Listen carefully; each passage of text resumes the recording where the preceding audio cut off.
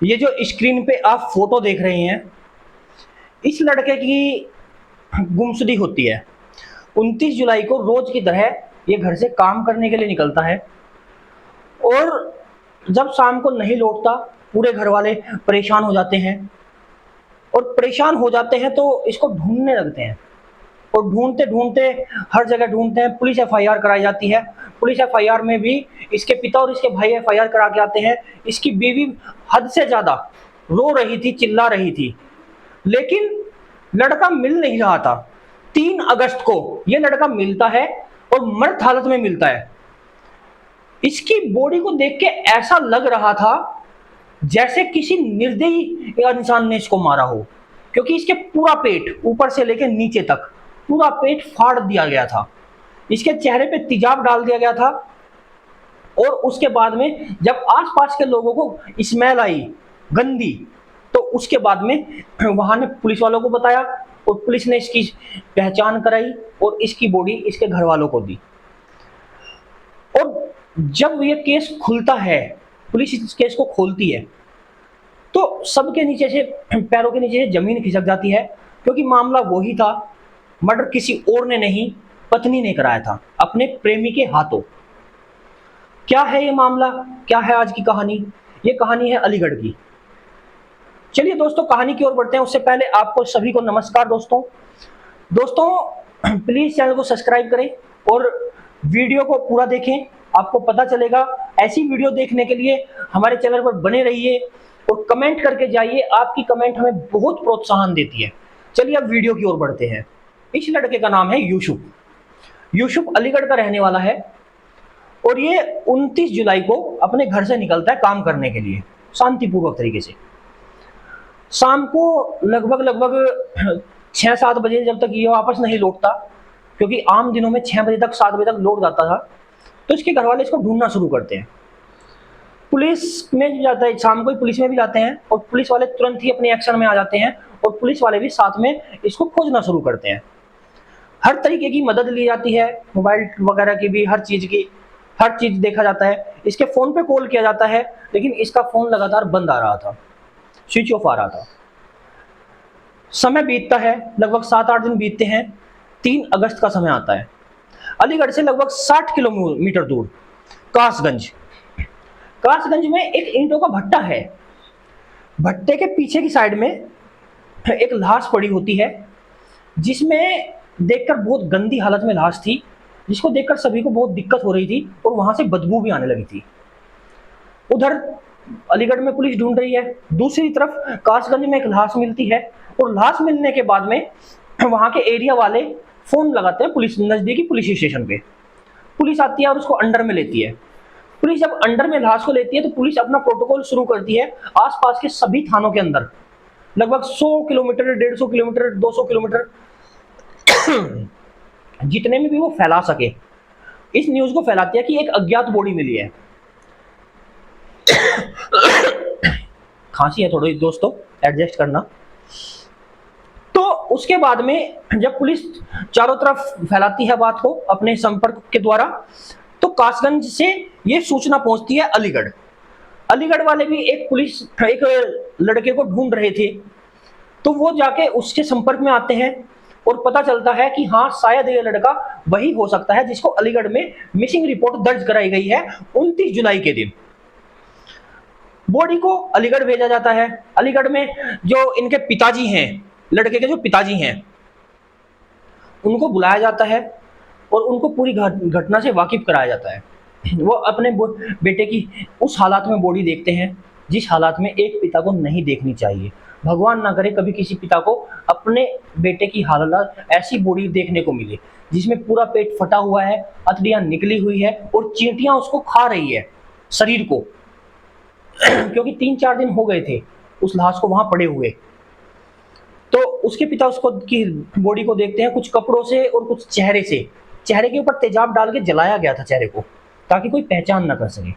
लेकिन फिर भी चेहरे को देखकर और उसके कपड़ों को देखकर पहचान लेते हैं कि ये कोई और नहीं, मेरा बेटा यूसुफ ही है। अब यूसुफ की बॉडी मिल चुकी थी, लेकिन 3 सवाल सामने आके खड़े हो चुके थे। यूसुफ की बॉडी 60 किलोमीटर दूर कैसे पहुंची? किसने यूसुफ का मर्डर किया? और कौन है इसका हत्यारा और कहां छिपा बैठा है। अब इन सवालों के तलाशने के लिए पुलिस शुरू करती है जांच पड़ताल, और जांच पड़ताल में जो लड़के के पिताजी है उनसे बयान लिया जाता है कि आपको कोई शक है किसी के ऊपर, कोई किसी आसपास में दुश्मनी हो, कोई पुरानी दुश्मनी हो, कुछ भी आपको शक है। तब वो कुछ ऐसी बात बताते हैं कि जो बहुत ही खतरनाक थी। वो बताते हैं कि सर मेरे घर में अक्सर, इनमें जो हस्बैंड वाइफ थे, इन दोनों में, बेटे में और बहू के बीच में अक्सर झगड़ा रहा करता था। तो उसके बाद में पुलिस वाले पूछते हैं झगड़ा क्यों रहता था घर में। तो पुलिस वालों को उसके पिता बताते हैं कि जो मेरी बहू है, लड़के की बहू है जो, वो किसी अनजान लड़के से बात किया करती थी और उसका पता इसके पति को, यूसुफ को, चल चुका था। तो अक्सर उसको लेके ये समझाता था, कभी डांटता भी था, और अक्सर इस चीज को लेकर घर में झगड़े रहा करते थे। तो मुझे शक है कि इसकी बीवी का इसके में हाथ हो सकता है।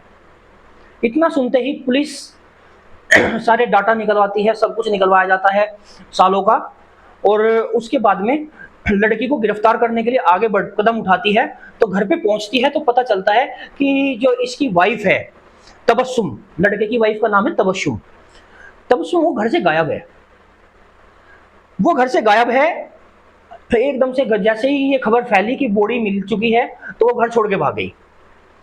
पुलिस उसको ढूंढना शुरू करती है, कॉल डाटा से और अन्य चीजों से, मुखबिरों के द्वारा पता किया जाता है। तो पता चलता है कि उसका बॉयफ्रेंड है एक, जो उसका नाम है दानिश। दोनों को ढूंढा जाता है। काफी ढूंढने के बाद में पुलिस तबस्सुम को अरेस्ट कर लेती है, लेकिन जो इसका बॉयफ्रेंड है दानिश, वो अभी भी लापता है। और जब तबस्सुम अपनी पूरी कहानी सुनाती है तो वो काफी हैरान करने वाली है। हालांकि ज्यादा हैरान करने वाली नहीं है, क्योंकि आज के टाइम पे ये मर्डर, ये घटनाएं जो चल रही हैं, जो मैं बता रहा हूं, आम हो चुकी हैं। तो दोस्तों उसके बाद में वो अपना बयान देती है कि हाँ, मेरा जो बॉयफ्रेंड है दानिश, उसी ने ही मर्डर किया है। क्यों किया है? तब तबस्सुम बताती है कि दानिश मेरे ससुराल का रहने वाला है, जहां मेरी मायका है, जहां मेरा मायका है, मेरे मायके का रहने वाला है, और हम वहीं पे अक्सर मिला करते थे, अक्सर बातचीत किया करते थे। मेरी शादी इनके साथ में हो गई। उसके बाद में जब शादी इनके साथ में हो गई तो मैं यहाँ रहने लगी, लेकिन हम अब भी फोन पे बात किया करते थे और एक दूसरे के कांटेक्ट में थे। और ये बात मेरे जो पति हैं उनको, यूसुफ को, पता चल चुकी थी। तो वो अक्सर कहा करते थे कि ठीक है, तुम इसको छोड़ दो और मेरे साथ अपनी गृहस्थी बसाओ, लेकिन ऐसा नहीं है, मैं उसको छोड़ना नहीं चाहती थी। इसी बीच मैंने घर में कुछ सामान भी मंगवाया था, जिससे मैं कुछ ऐसा जादू टोना टोटका कर सकूं कि ये मेरा जो हस्बैंड है मेरी बात मानने लगे और मुझे परमिशन दे दे उससे मिलने की, जो लड़का है उससे मिलने की परमिशन दे दे। लेकिन इन्होंने परमिशन नहीं दी।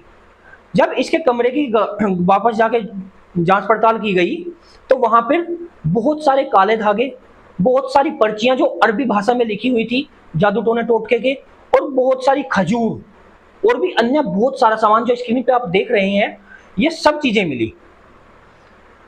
तो मिलने के बाद में जब उससे पूछा गया कि तो फिर तुम्हारा टोटका किया तो फिर तुमने मरवाया क्यों, तो बताती है कि जब मैं थक हार गई, मैं सब कुछ करके देख लिया, ये अपनी बात से अडिग नहीं हुए, तो मैंने अपने बॉयफ्रेंड से कहा कि इनको मारना ही उचित होगा।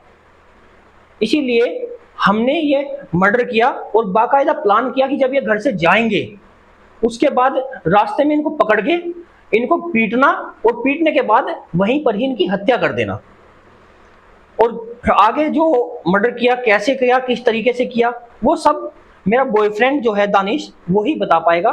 मुझे सिर्फ इतना पता है कि उन्होंने रास्ते में रोका और उसको पीटा, और पीटने के बाद उसका पेट फाड़ के और उसको मार दिया। एक्शन लेते हुए पुलिस ने अपनी कार्रवाई आगे बढ़ाई। एफआईआर दर्ज हो चुकी है, मामला स्टार्ट हो चुका है। दानिश अभी भी फरार है, जो लड़की का बॉयफ्रेंड है। घर में जो सबूत मिले हैं, जो उसने बताया था, धागे और बहुत सारे अरबी भाषा में लिखे हुए जो मंत्र हैं या भी जो कुछ भी हैं, वो मुझे नहीं पता इन चीजों का, वो सब कुछ अपने पुलिस ने हिरासत में ले लिया है और दानिश की तलाश चल रही है। दोस्तों अब क्या करें?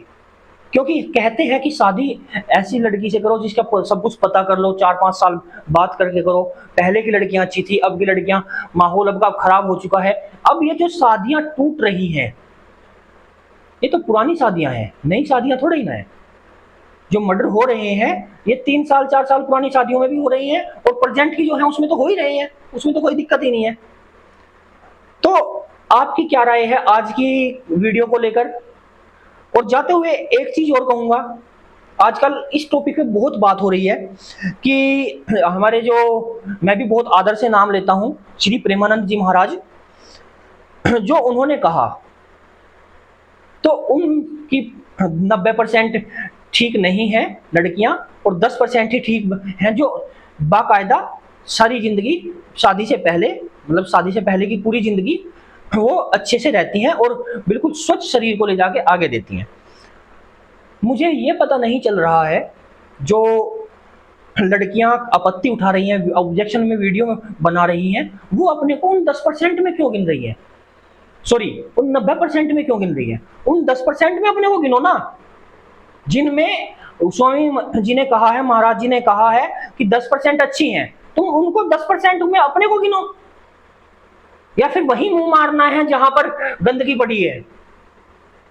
आप इसको लेकर आपका कमेंट करना कि आपकी क्या राय है। मेरी राय तो ये है कि जो सही है उसको आपत्ति नहीं होनी चाहिए। मैं सही हूं तो मुझे आपत्ति नहीं होनी चाहिए। आपत्ति वो उठा रही हैं जो इसमें धसी हुई हैं, इस दलदल में।